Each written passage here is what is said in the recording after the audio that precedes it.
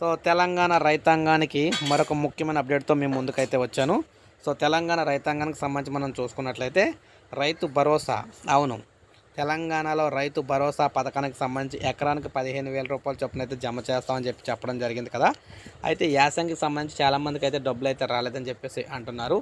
ఎందుకంటే చాలామందికి అయితే ఇంకా డబ్బులు అయితే పడలేదని. రాష్ట్ర ప్రభుత్వం మాత్రం సో ఈ పథకానికి సంబంధించి పక్కన పెట్టి, ఎందుకంటే గత ప్రభుత్వం అందించిన పథకం కదా, అందువల్ల దీన్ని కొంతవరకు పక్కన పెట్టి వారు ఏదైతే ప్రకటించారో ఆ పథకాలకు సంబంధించి ముందుగా నిధులు అయితే విడుదల చేసుకుంటూ ఉన్నారన్నమాట. అయితే మరి దీనికి సంబంధించిన డబ్బులు వస్తాయా రావంటే ఖచ్చితంగా వస్తాయి.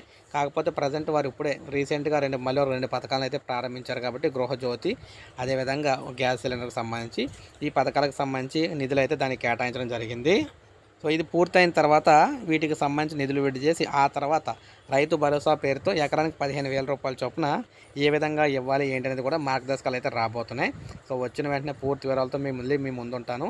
సో ఇది లేటెస్ట్ అప్డేట్ అన్నమాట. ఒక లైక్ చేయండి, సబ్స్క్రైబ్ చేసుకోకపోతే మన ఛానల్ సబ్స్క్రైబ్ చేసుకొని